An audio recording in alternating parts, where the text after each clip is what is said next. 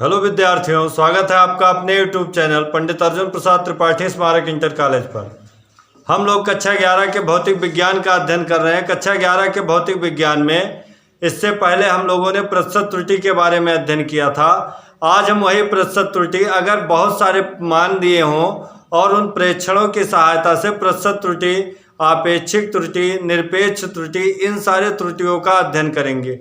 तो सबसे पहले आज की हमारी हेडिंग है कि किसी माप में विभिन्न प्रेक्षणों के माध्यम से निरपेक्ष त्रुटि, आपेक्षिक त्रुटि और प्रतिशत त्रुटि ज्ञात करना। तो सबसे पहले तो हमें यह जानकारी होनी चाहिए कि कोई हमें मान पता हो, जैसे हमें यह पता हो कि माप क्या है, तो हम ले लें माना किसी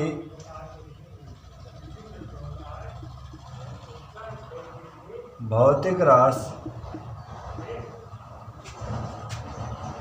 का विभिन्न प्रेक्षणों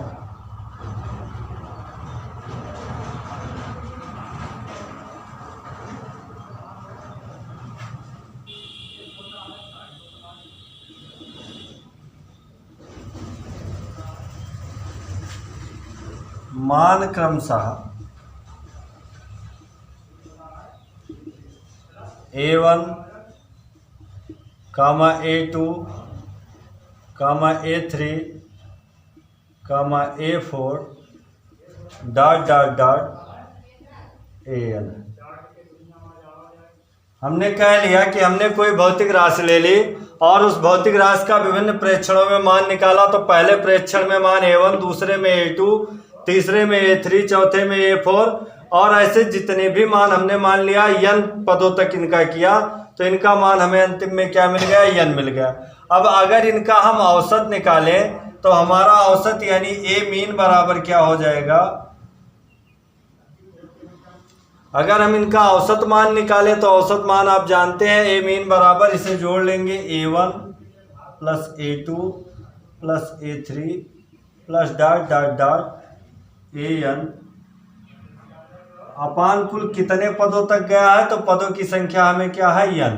तो A मीन बराबर हमें मिल गया A1 plus A2 plus A3 plus AN upon n। अब मान लीजिए आप चार बार प्रेक्षण करते हैं और 4 बार में आपको मिलता है क्या, 4 मान मिलते हैं, तब A मीन आपका क्या हो जाएगा। अगर 4 बार आप प्रेक्षण करते हैं तो A1 plus A2 plus A3 और प्लस A4, n जहां आपका क्या बताता है कि प्रेक्षण कितनी बार किए गए हैं। तो हमने बताया कि 4 बार किए गए हैं। अब 4 बार आपके पहली बार में मान A1 मिला, दूसरे प्रेक्षण के उपरांत मान A2 मिला, तीसरे प्रेक्षण के उपरांत मान A3 मिला, चौथे प्रेक्षण के उपरांत मान A4 मिला।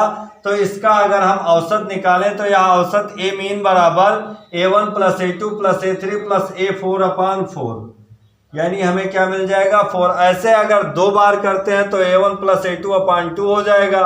5 बार करते हैं तो A1 plus A3 plus A4 plus A5 plus अपान 5 हो जाएगा। यानी यह हमें यह बताता है कि जितने भी बार आप प्रेक्षण करते हैं उन सारे बार मिलने वाले मानों का बीजगणितीय योग बटे पदों की संख्या कितने बार की गई है, वही हमारा क्या कहलाता है, औसत। तो यह हमें मिल गया A मीन बराबर A1 plus A2 plus A3 plus A4 अपान 4।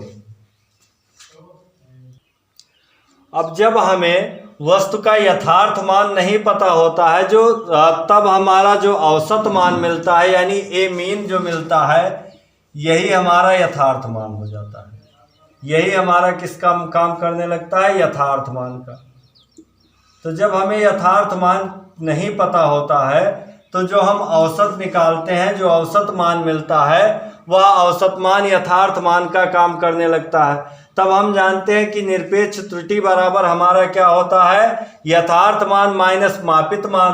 तब हमारा जो निरपेक्ष त्रुटि हो जाएगा वह निरपेक्ष त्रुटि बराबर या डेल्टा A मीन बराबर, तो निरपेक्ष त्रुटि हम कहते हैं, निरपेक्ष त्रुटि की हमें फार्मूला मिले था यथार्थ मान और माइनस मापित मान। तो हमने कहा कि कोई भौतिक राशि दे रखी है और उस भौतिक राशि का यथार्थ मान जब नहीं पता है तो उनका जो औसत मान निकाल लेते हैं वही यथार्थ मान हो जाता है। तो हमने कहा कि इनका औसत मान हमें क्या मिल गया, ए मीन। निरपेक्ष डेल्टा ए मीन बराबर हमारा क्या हो जाएगा, इसका औसत मान है ए मीन। और मान लीजिए पहले का अगर हम बात करें तो ये हमारा क्या हो जाएगा -A1। अगर दूसरे का निकालें तो डेल्टा A2 मीन बराबर हमारा क्या हो जाएगा, ए मीन -A2। इसी प्रकार अगर A3 का निकालते हैं तो डेल्टा A3 मीन बराबर हमें क्या मिल जाएगा,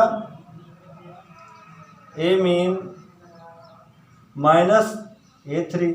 इसी प्रकार अगर हम डॉट डॉट डॉट AN तक बात कर लें तो ये हमें क्या मिल जाएगा, डेल्टा A मीन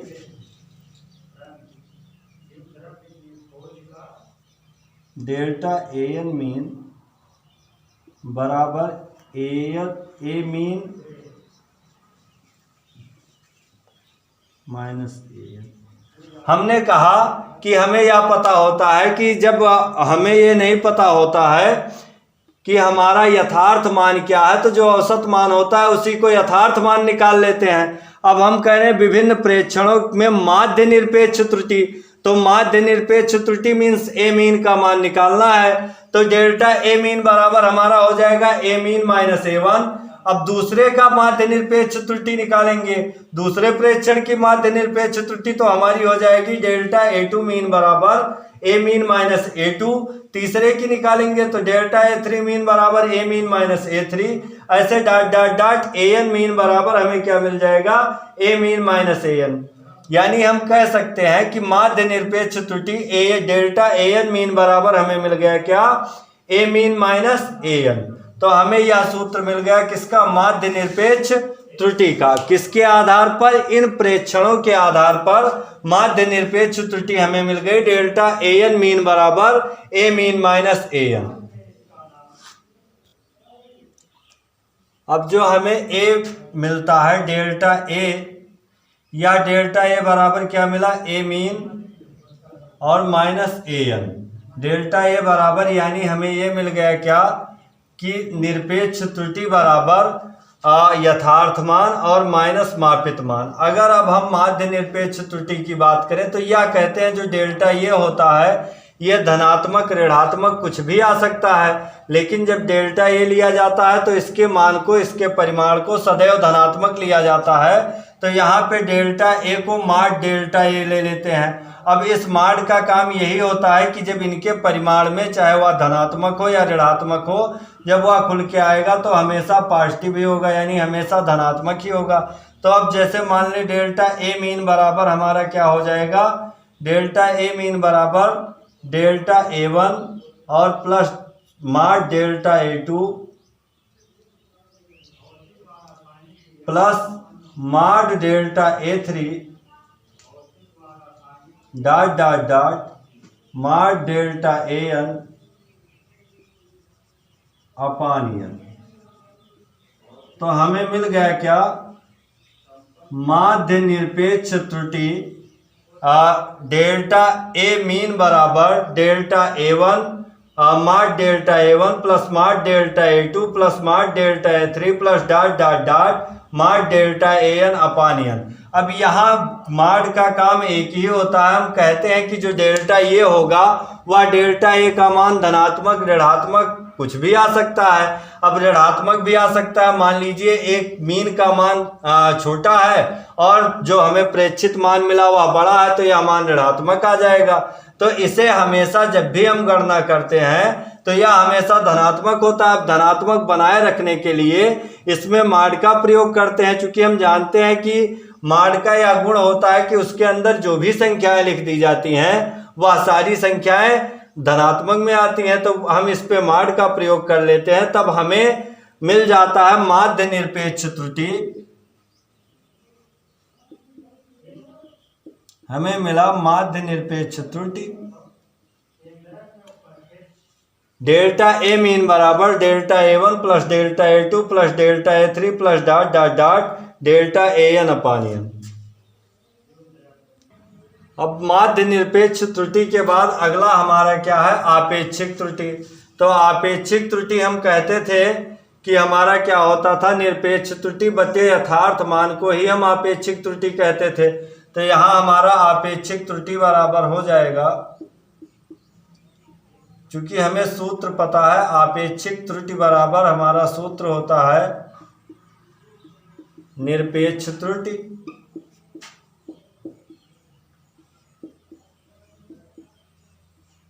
बटे यथार्थ मान। अब हम जानते हैं निरपेक्ष त्रुटि हमारा इन प्रेक्षणों के आधार पर निरपेक्ष त्रुटि का मान कितना आया है, डेल्टा ए मीन। माध्य निरपेक्ष त्रुटि की बात कर लें तो हमें कितना मिला है, डेल्टा ए मीन। और यथार्थ मान हम मानते थे औसत मान को ही इस प्रेक्षण में यथार्थ मान माना गया है, तो यह हमारा क्या हो जाएगा, ए मीन। यानी हमें आपेक्षिक त्रुटि बराबर क्या मिल गया,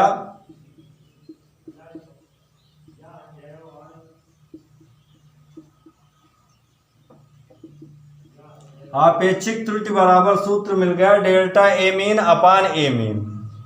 अब इसमें अगला हेडिंग हम लोगों का क्या है, प्रतिशत त्रुटि ज्ञात करना। तो प्रतिशत त्रुटि इसी को कहते हैं कि आपेक्षिक त्रुटि को अगर 100 से गुणा कर दें तो वही हमारी प्रतिशत त्रुटि कहलाती है। तो इन्हीं प्रेक्षणों के आधार पर अगर हम प्रतिशत त्रुटि की बात करें तो हमारी प्रतिशत त्रुटि क्या हो जाएगी, delta A mean upon A mean गुणे 100%, यही हमारा क्या हो जाएगा, प्रतिशत त्रुटि।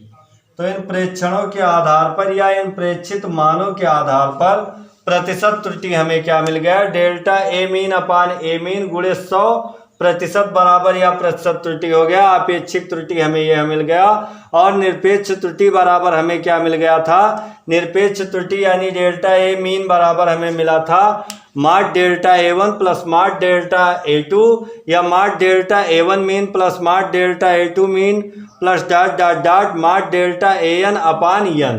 तो ये हमें क्या मिला था, निरपेक्ष त्रुटि। तो इस प्रकार यह हमें मिल गया कि निरपेक्ष त्रुटि क्या होता है, आपेक्षिक त्रुटि क्या होता है और प्रतिशत त्रुटि क्या होता है। अब अगली हेडिंग हम लोगों की है मापन में यथार्थता एवं परिशुद्धता। तो अब हम मापन में किसी मापित राशि में हम मापित राशि के बारे में दो चीज़ें जानना बड़ी ज़रूरी होता है कि यथार्थता क्या है और परिशुद्धता क्या है। अब हमें यह पता हो कि यथार्थता क्या है, एक्यूरेसी क्या है, तो हम कहते हैं कि किसी मापित राशि की एक्यूरेसी वह बताती है कि वह मापित राशि या जो आपका लक्ष्य है उस लक्ष्य के कितना निकट है या मापित राशि के कितना निकट है। तो यथार्थता यह बताती है कि वह मापित राशि की उस मापित राशि के कितना निकट है। तो जो यथार्थता होती है वह किसी भी भौतिक राशि की यथार्थता यह बताती है कि वह जो शुद्ध मान है वह शुद्ध मान के कितना निकट है या वह शुद्ध लक्ष्य के कितना निकट है। तो जो यथार्थता होती है वह यथार्थता 1/प्रतिशत त्रुटि होती है। यानी यह कह लें कि जो यथार्थता होती है वह प्रतिशत त्रुटि के व्युत्क्रमानुपाती होती है।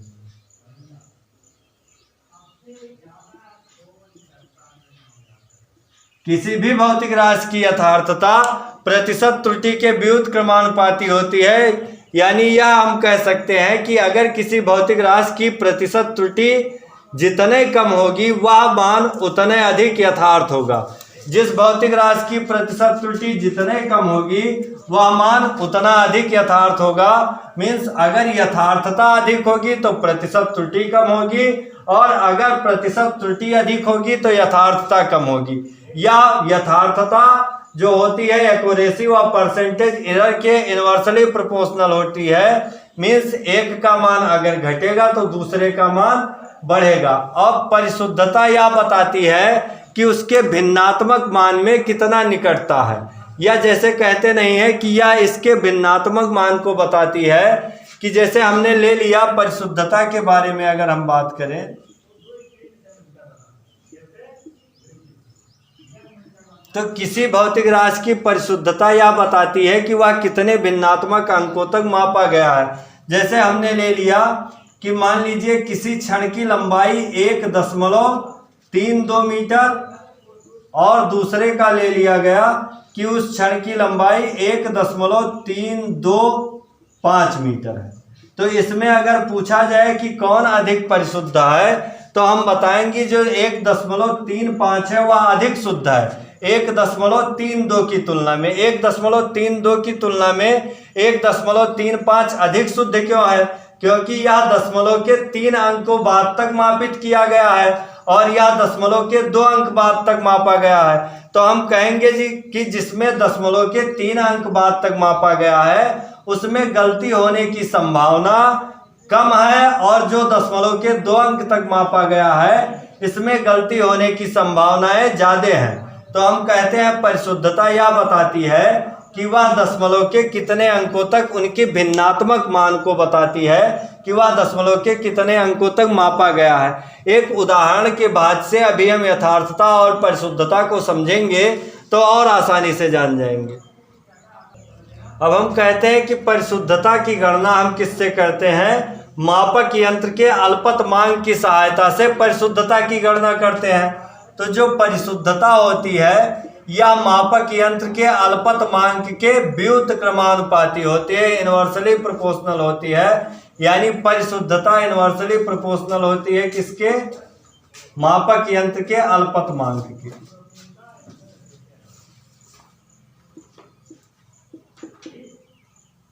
यानी किसी भी मापक यंत्र का अल्पतमांक जितने कम होगा उसकी परिशुद्धता उतने अधिक होगी। तो अगर मापक यंत्र का अल्पतमांक अधिक होगा तो परिशुद्धता कम होगी। अब एक उदाहरण की बात से हम यह समझेंगे कि कोई भी राशि कितनी परिशुद्ध है और कितनी यथार्थ है। अब एक उदाहरण की बात से हम यथार्थता और परिशुद्धता को समझेंगे।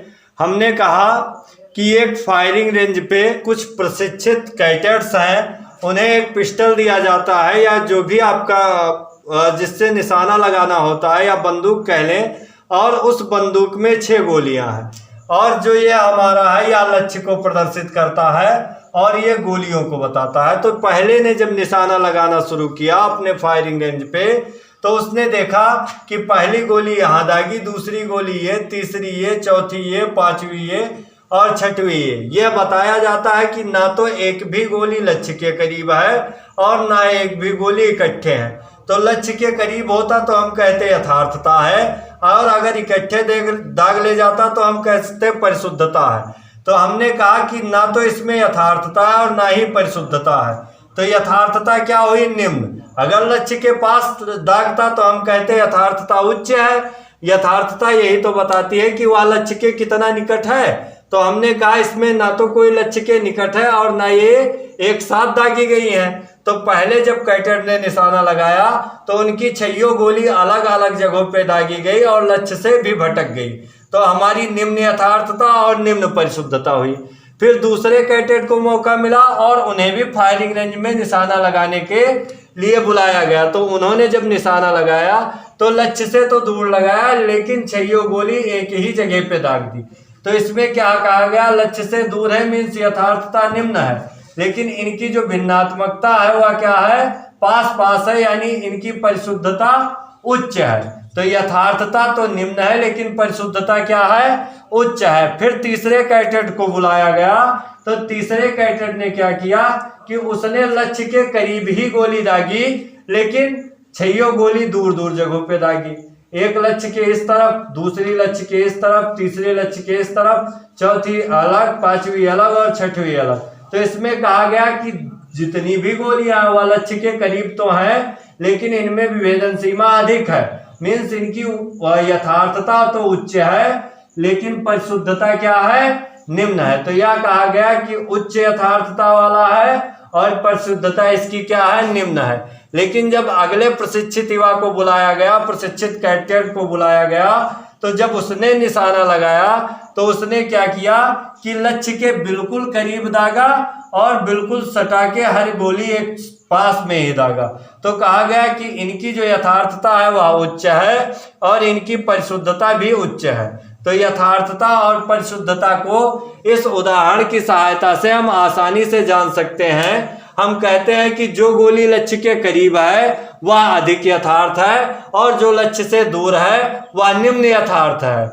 या यूं कह ले कि जो लक्ष्य के करीब है वह उच्च यथार्थ है और जो लक्ष्य से दूर है वह निम्न यथार्थ है। और जिनके बीच की विभेदन सीमा, जिन गोलियों के बीच की विभेदन सीमा कम है वह उच्च परिशुद्ध है, और जिनके बीच की विभेदन सीमा यानी इनका भिन्नात्मक सीमा, या ये कह लें कि इनके बीच की दूरी अगर अधिक है तो वह क्या है, निम्न परिशुद्धता वाली है। और जिनके बीच की विभेदन सीमा कम है वह उच्च परिशुद्ध है। और दोनों उच्च परिशुद्धता मीन्स लक्ष्य के भी करीब हो और एक साथ दागी जाए गोली तो वह हमारी क्या कहलाएगी, उच्च यथार्थता और उच्च परिशुद्धता।